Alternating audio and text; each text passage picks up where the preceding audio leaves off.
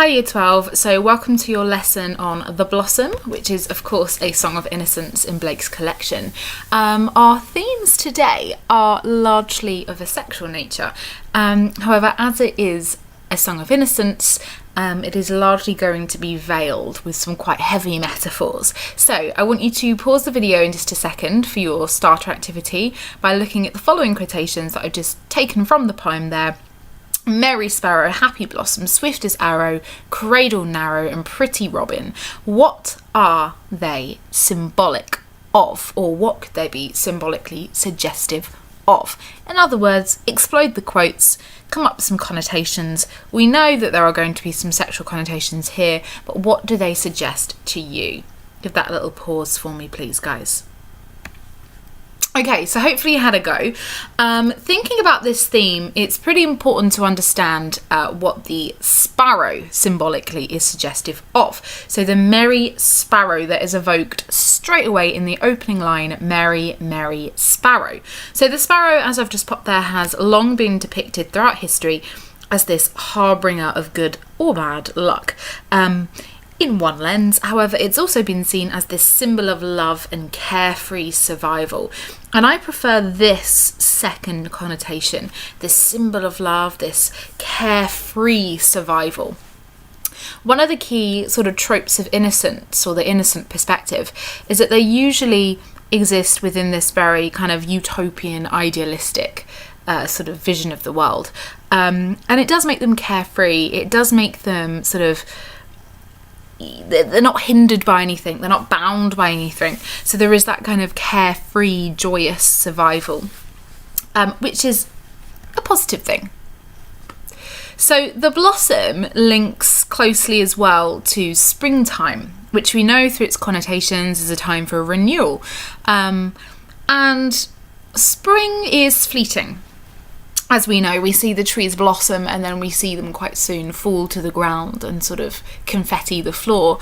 So whilst we have this time of renewal and fertility, we are reminded also of the fleeting nature of life as well through this poem. So there it is. If you had a little go at the idea of the arrow, swift as arrow, you might well have thought of the sort of phallic imagery, okay, the male sexual organ, and of course if you put that alongside the idea of the cradle, then we potentially have that idea of sort of sexual penetration. Now we can read that because we're going quite deeply into the metaphors of the poem, and we're looking through this heavy kind of analytical, perceptive literature lens. But as sort of on the surface for the poetic voice, whoever that poetic voice is, so we've either got this kind of poetic voice that is known as this happy blossom, or is it just a young sort of female observer describing how this sparrow is seeking its nest. Either way, whoever that poetic voice is, they seem hugely ignorant to the phallic and sexual imagery, the sort of penetrative imagery that is being deployed here. Okay, so we are always reminded of the idea that this poetic voice within Innocence is largely ignorant or blinkered to the topic here of potential sexual ecstasy. So I am trying to record this for the first time, so I just wanted to check there that it was working. This is amazingly sort of progressive for me. I'm a bit of a Luddite. So hopefully you've got some notes already in terms of the key imagery of your poem. If you haven't, you might want to pause now and take some notes from the right hand side of the board. Okay, so I wanted to provide for you a little bit more context for this, because this poem, The Blossom, and The Sick Rose, they are paired poems both on the topic of sexuality. Now we know that Blake was an artist, a poet, an engraver, and he created illustrations to coincide with his poems. This one on the top right hand side of the board, it doesn't coincide with The Blossom, but I thought it was really interesting just to match it up with it for a moment. So just have a little look for me. You can see that it's titled Satan Watching, the Endearment of Adam and Eve. And I just thought that was really interesting, because what we have here is a depiction of Adam and Eve that is largely open, largely sort of lacking shame. There is this real sense of liberation in the sort of sexual or intimate ecstasy that is portrayed. If you look at them, they are close up against one another. They are naked. If you remember that first lesson, or the second lesson we had when we looked at the shepherd as our second poem, and he was in the illustration by Blake naked, just stark as naked, because again it was this metaphor for the freedom of the creative imagination. And I feel like this is captured here as well. There is no sort of shame, there is no sin captured in this image, in this portrait. Nature abounds, the colours are really soft, and they seem completely intertwined and at one with one another. Now, Blake had some very progressive views on sexuality for his time and his contemporary world. As you can see at the bottom of the right hand side there, it says that Blake believed it was actually the ignorance of the older generation that sought to socially condition and bind children to conform to a specific gender role. Think about it. I mean, it's taken the 21st century for charities like Mermaids to, raise awareness for gender fluidity, this idea that no one individual needs to partake in a sort of binary view of gender, male, female, male sex hormone, female sex hormone. It doesn't exist really in our world, that idea we have so much more fluidity and freedom. Blake believed in that. Of course, he didn't have the crowd that we are to speak to, but he actually saw the idea of giving children a gender, and I've put it down the bottom here, as cutting off their wings of sexual freedom. And I really like that metaphor that's employed there. So, looking at the top here then, as you can see, I'm not going to read all this out to you, but it's quite clear that the whole of his work evokes lots of religious motifs and religious sort of allegory. As I've put there, flesh does abound in Blake's poetry and in his art. And he did have this kind of fascination with the sexual and the spiritual, and he felt that they could coexist, that they could. One could be spiritual, one could be sexual, and find that balance in one's experience, without fearing shame, without fearing sort of being blasted with the sin of the institutionalized religion. I really love this. I did some research and I just love this bit here. Blake confided to a barrister in 1825 that according to the Bible, he should have access to a whole community of women, because actually, if we read the Bible word for word and we take it by its denotations, its definitions, then it pretty much promoted concubines. Yeah, this idea that men could enjoy multiple women, that was supposedly part of God's plan. That left the gent confused and flustered, and he said about Blake, shall I call him artist or genius or mystic or madman? Probably all. And I really like this label here, madman, and I don't see it as derogatory. I see it as kind of a sign of his progressiveness, his sort of rebellious nature, his non-institutionalized sort of viewpoint. So, in summary, what do we know so far about this poem? I haven't read it to you, I'm assuming you've read it already. Okay, the swift arrow is phallic, the narrow cradle is a vagina. The repeated bosom represents, of course, very large breasts, generous breasts. And when we put all of that in conjunction with the present tense continuous verb sobbing, okay, we actually could look at this idea of it conveying sexual ecstasy. Okay, but remember, this is all very covert, these messages. They're hidden, and we've got to really dive down, really go there, seeking hard to find them. And that is because the poetic voice is largely ignorant to this image of ecstasy. Okay, it doesn't really know any reason for the sobbing in a world, ironically, that has many reasons for sobbing. So, unaware of the idea of sexual ecstasy in this image. So, if I was going to sum it up then, innocence in this poem, what is it? Okay, innocence here, exists in a world that includes reasons for sobbing. Look to children, look at the exploitation of the poor, look to the twin mills of oppression, okay? And it has plenty of reason for compassion and emotion, but it is obviously quite ignorant. Okay, Blake's world was quite ignorant to the plight of those people, to the need for compassion and benevolence. In the poem, this repeated reference to the blossom, okay, I said at the start about spring, about it being fleeting, it being ephemeral, Okay, it's about the fragility of this life, the fragility of the poetic voice, its innocence, its creative imagination in a world that pioneered science and reason and cold philosophy. Okay, we know that innocence is fragile in a world of experience. Okay, experience, when it tries to exist alone, will always try to seek to consume innocence. Okay, so the next one is obviously the sick rose. I will move on to that in just a second. Once again, I just like to check that this is recording, because who knows? I don't want to talk and talk and talk and you guys not have this. Yeah, no, we're still good. Okay, so let's go for it then. There's a little activity I want you to do now. So you're going to have to pause, okay, at this point, guys, a reflective activity. I want you to write your own paragraph on any topic. It could be about anything at all.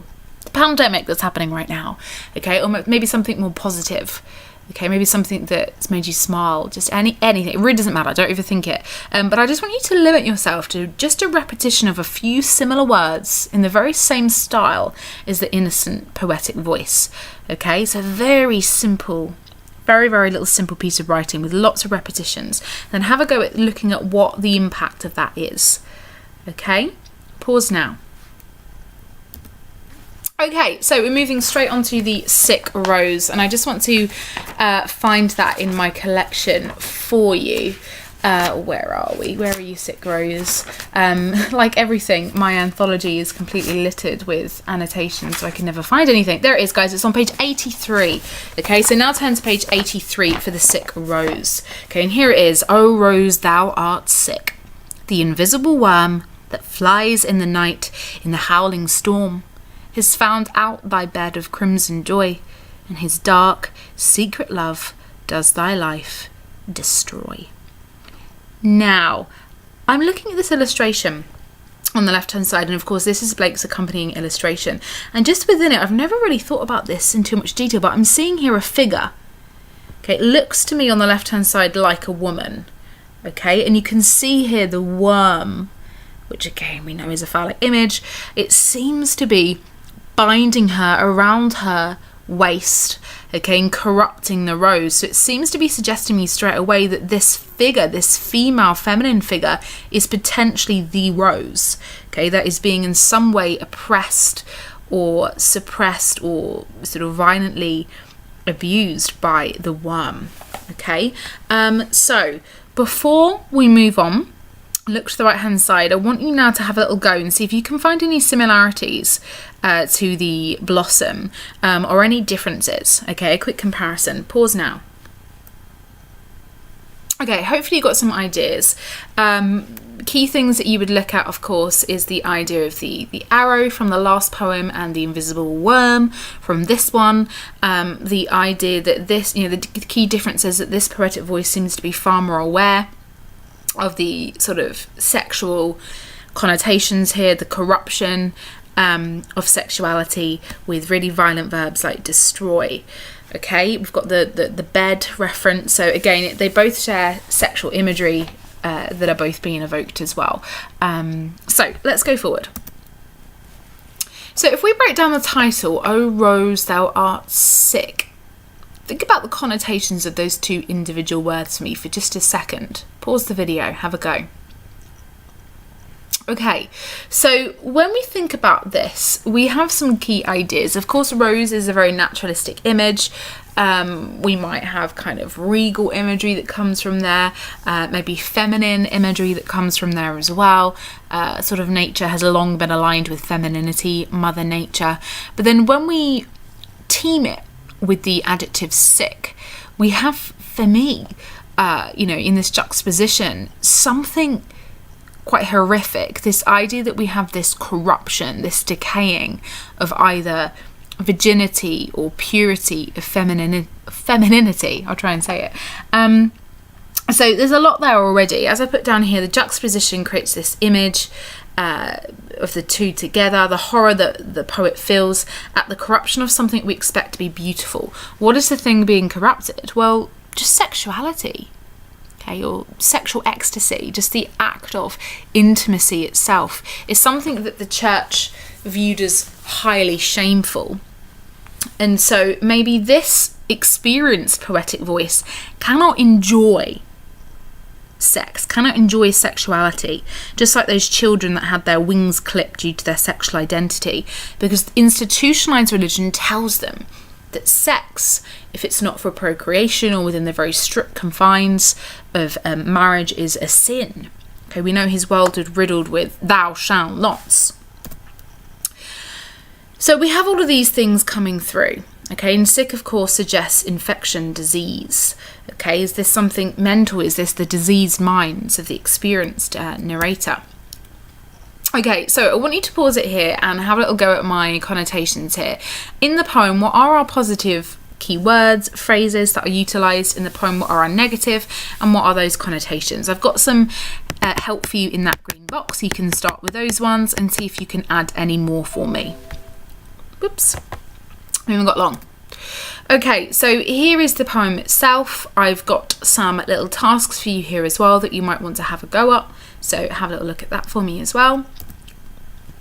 And then there is a reflective task. Okay, I'm not going to read this out for you. This is for you to pause, have a little go at. But the key things you want to discuss here is the very sinister connotation, the potential lack of consent that's happening here. If the rose is the woman, okay, the worm is this sexual force, there are potentially connotations here of you know, sex without consent, of rape, and this is all the product of an experienced viewpoint. Okay, so we know that experience tends towards dominance, that it wants to establish itself as the only vision. Okay, is that the worm? Okay, is that very dominating force, that violent force? Okay, this is all the perspective of a fallen human nature. Blake was an advocate for free love. Okay, and that is not what this poem is promoting. So, just to finish, your homework, guys, is that I want you to have a look at the laughing song, and I'll talk about that next time. So hopefully that was helpful. See you later.